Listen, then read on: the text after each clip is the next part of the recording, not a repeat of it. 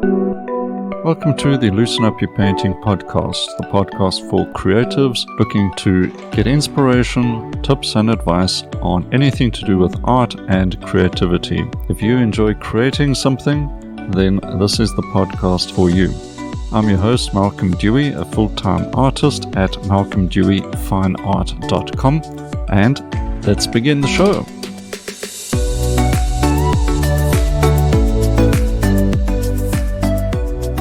Welcome to this new episode of How to Loosen Up Your Painting.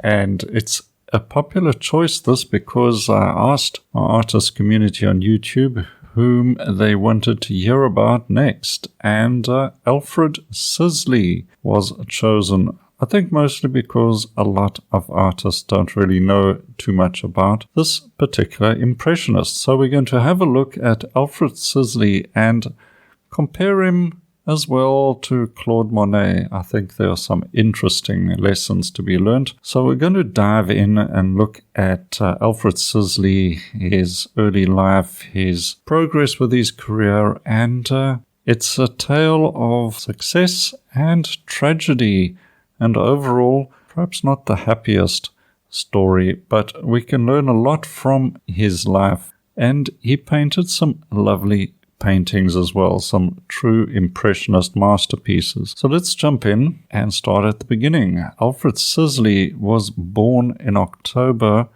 the 30th, 1839 in Paris to rather affluent English parents that provided him with a safe and secure upbringing. Now, Alfred Sisley's father, William, made a fortune selling artificial flowers, and his mother also came from a refined and well-to-do London family. So Alfred's parents moved to Paris due to the father's business interests and slotted in quite comfortably in the upper echelons of bourgeois society. So let's have a look at Alfred's early career and education.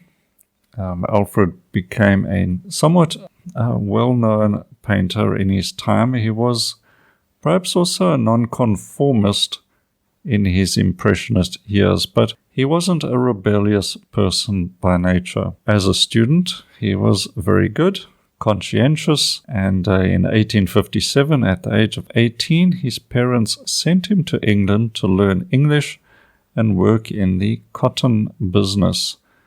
They thought he would pursue a career in commerce, but during 4 years in England, Sisley showed no real interest in business and preferred visiting art galleries. Can we all relate to that, huh? In London, he admired the landscapes of Turner, Constable, Richard Parkes Bonington, and such famous artists. When he returned to Paris in 1862, he told his parents that he didn't want to work in commerce and wanted to become a painter. His parents, being quite well-to-do, had no problem with this. They agreed and sent him to study with the painter Charles Goulier, a famous art teacher who followed the classical style of Jacques-Louis David, for instance, but his work was also influenced by popular storytelling of the time. He focused on painting figures and was not interested in landscapes, viewing them only as backgrounds for his compositions. And when I mention he was influenced by popular storytelling, we're talking about the sort of concepts that inspired a lot of the old masters and that they were commissioned to paint. It could be stirring events of the time, Napoleon, or it could be biblical or allegorical type of scenes. Perhaps a little bit of propaganda thrown in here or there for the ruling monarch. So while studying at the studio, Alfred Sisley became friends with Claude Monet, Auguste Renoir, and Frédéric Bazille. Goulier's strict discipline was challenging for the 4 students who preferred a different approach to learning. They wanted to paint the real world, outdoors, revel in the modern and exciting new world, not spend it in a stuffy classroom studying the old masters. In 1863, Sisley and his friends started painting together outdoors. They wanted to study the subjects that interested them and objected to the methodical and stultifying approach of the traditional art teacher. They sought more freedom for self-expression and were inspired by the Barbizon painters. Following the example of these painters, Sisley and Monet went to the edge of the Fontainebleau forest to paint in the open air, and there they came across other artists of different backgrounds. Now, Sisley and Bazille were wealthy and could paint as they pleased, but Monet and Renoir were not as affluent, and we've already seen how Monet struggled financially. But they all learned to paint together and had a strong camaraderie. Sisley's early works from the 1860s have not survived, so it's impossible to judge them. However, his later style suggests that these early works helped him discover his creative talents, and he still had a lot of support and friendship with these other artists like Monet and Renoir, so we can assume that they held him in regard as a contemporary. As mentioned, Sisley painted at Fontainebleau and went on expeditions along the Seine Valley and into Normandy to find subjects to paint. In the winter, he rented a studio where Monet and Renoir often came to work. In 1865, Sisley and Renoir stayed in Marlotte on the Seine, and they were joined by Monet and Camille Pissarro. Imagine sharing time and space with all of these masters. Sisley exhibited two of his works from this period, the mid-1860s, at the Salon in 1866. So Sisley was not a revolutionary and didn't show hostility to the Salon. Well, not at this stage, because in 1867 his works were rejected and he signed a petition for a Salon des Refusés along with Renoir and Bazille. Now, in the 1860s, Sisley was still having a good life. He was wealthy, ambitious, and enjoyed spending time with these other young master artists. In 1866, he married Marie-Eugène Lescauzet and had 2 children. This didn't change his lifestyle much, as he could afford to support his family and continue painting. He spent summers in Normandy or Fontainebleau and winters in Paris, where he would attend gatherings at the Café Gerbois. People like Émile Zola also visited the café and spoke highly of the group of artists, saying that they were at the forefront of the art movement. Now, he already had a rejection or 2 from the Salon, and in 1869 his work was rejected once again, but in 1870 it was accepted. The Salon's decisions depended on the jury, which changed almost every year. The young Impressionist fortunes often depended on the jury's makeup. By 1870, Sisley had been painting for almost 8 years, but very little of his work from that period is known to us.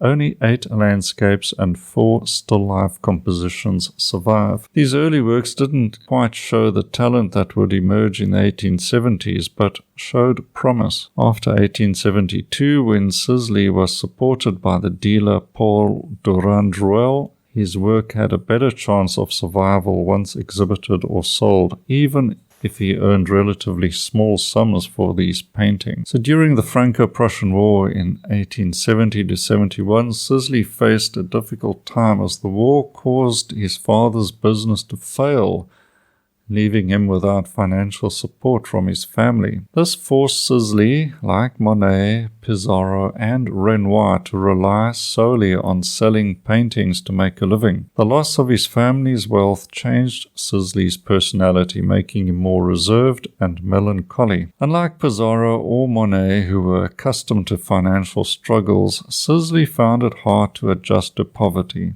Despite these challenges, Sisley remained committed to his painting career and continued to depict scenes from the village of Louveciennes near Paris and Versailles, where he and Renoir spent time during the war. Sisley liked to paint in the forest at Marly, just north of Louveciennes. Some of his best work from the 1870s was inspired by this area. In 1871, an art exhibition in London included one of Sisley's paintings.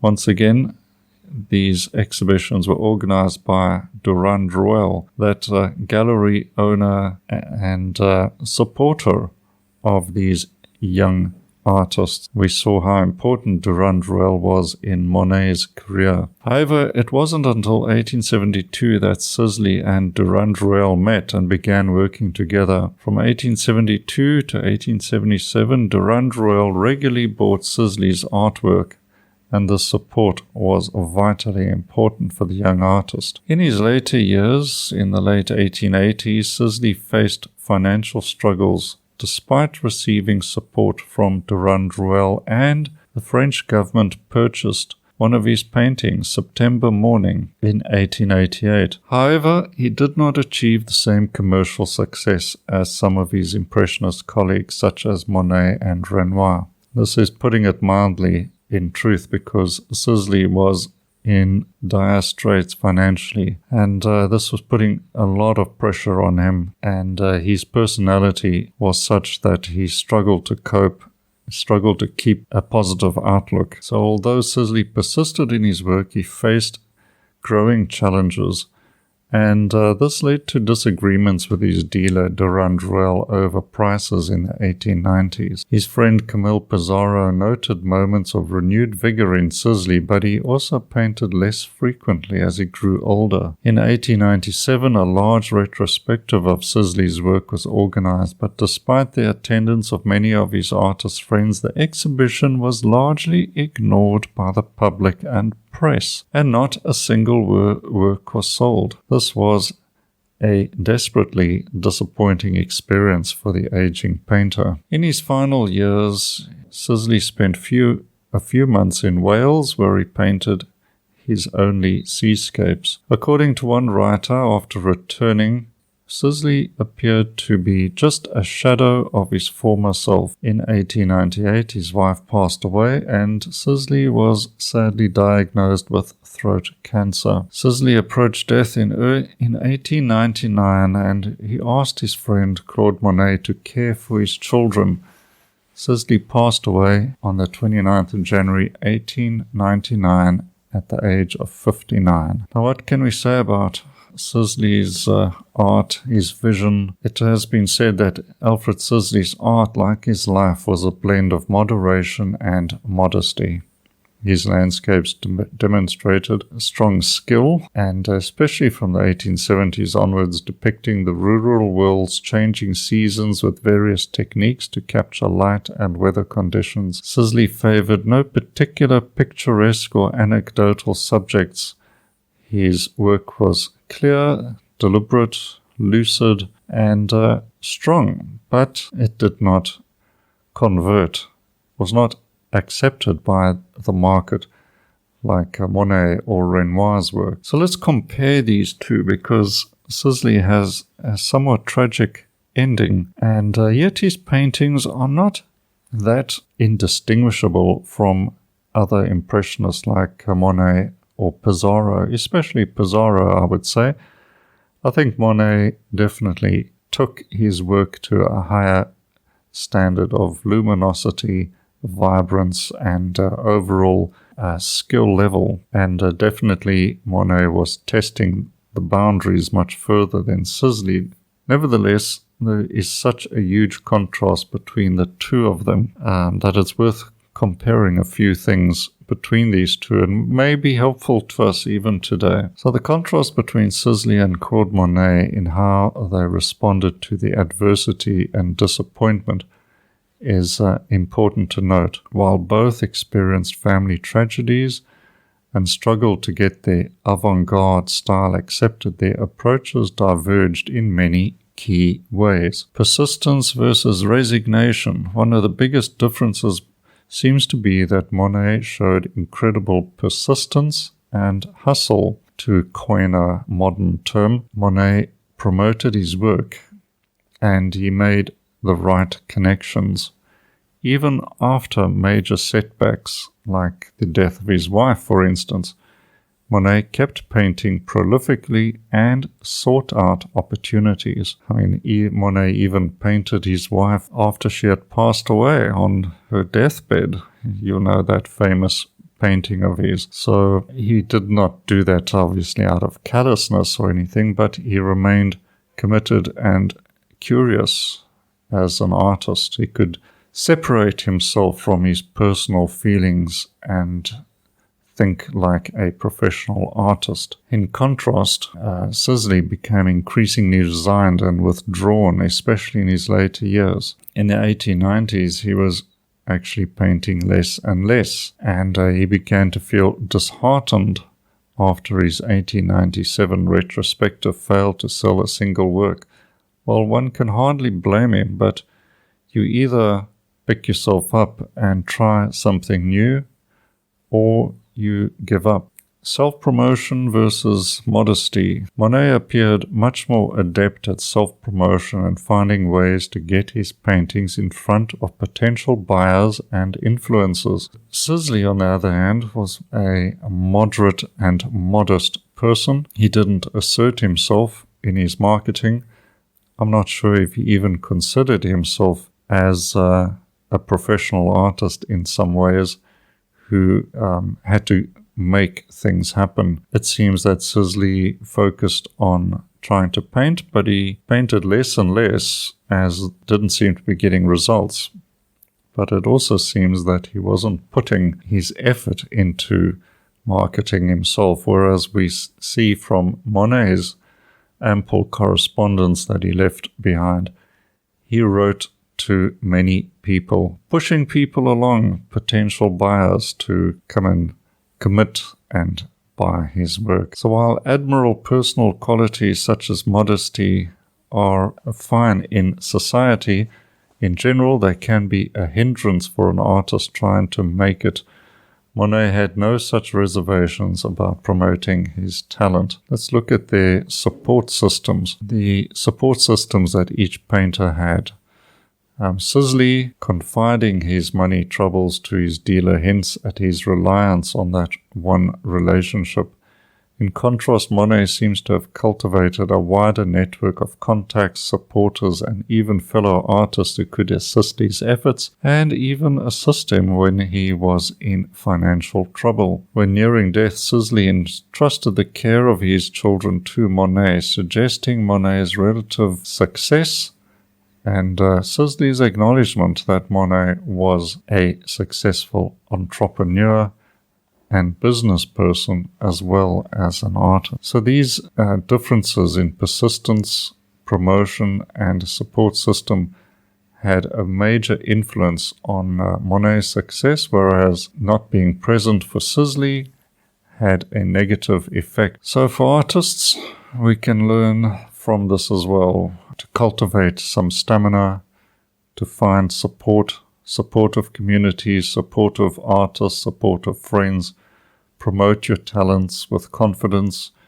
Remain humble. Don't become arrogant, but be confident enough to stand behind your work and put it out there, and never resign yourself to obscurity despite setbacks. Always keep yourself moving forward. And Monet's examples, even in those early days, set an example to us today. And we have so many more tools at our disposal, so we need to make use of them. So what do you think of Alfred Sisley?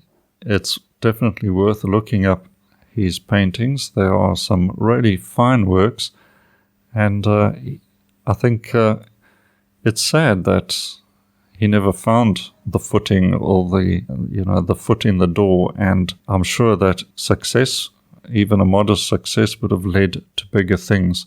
Clearly, Sisley worked on emotion, and if he had a few lucky breaks, perhaps, he may have got the impetus to grow in his art and his art career. But somehow I doubt whether Sisley was really that type of person. I think the loss of his family's support and wealth was a blow from which he really couldn't recover. So there it is, I guess, the contrast between the two.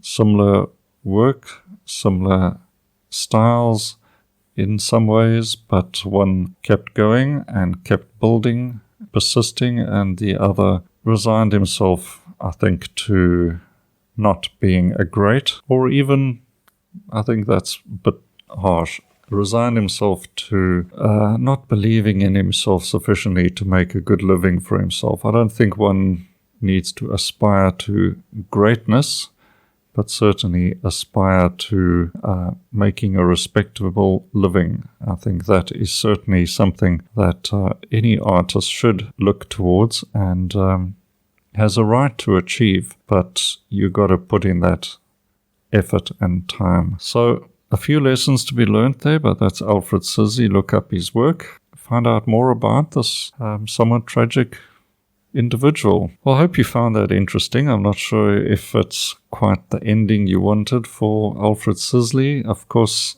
we wanted his success and happy ending to his life, but there were some famous artists of the time and who went from wealth to poverty or ill health. Life has many things it throws at us. So life has many lessons to teach us, it seems. Well, if you enjoyed this podcast, please give it a like. If you could leave a review, that would be great.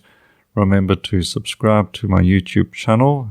It's YouTube, Malcolm Dewey, and my podcast as well. And I look forward to talking to you again in the future, perhaps about another artist from the past, and we can learn a little more about their lives and see how it can help us today. If you want to see more of my work or look at my painting courses, visit malcolmdeweyfineart.com. Until next time, happy painting and cheers for now.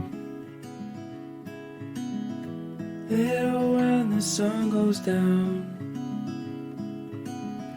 we could walk this autumn town,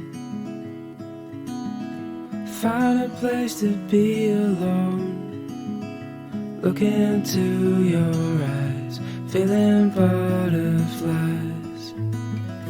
We could dance under the stars, fall into each other's arms. Nowhere else we need to be, just you and me. We can't lose this love, so hold on to what we know we have. Hold on to moments that we've shared. Hold on if all we have is just each other, everything will be fine. Just hold on.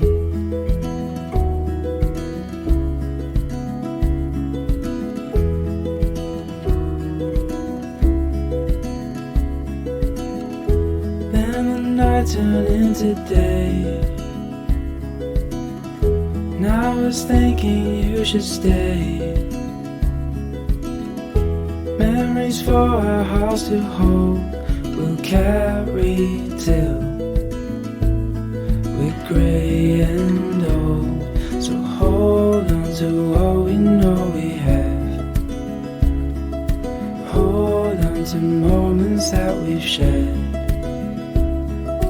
Hold on if all we have is just each other, everything will be fine. Just hold on. Just hold on.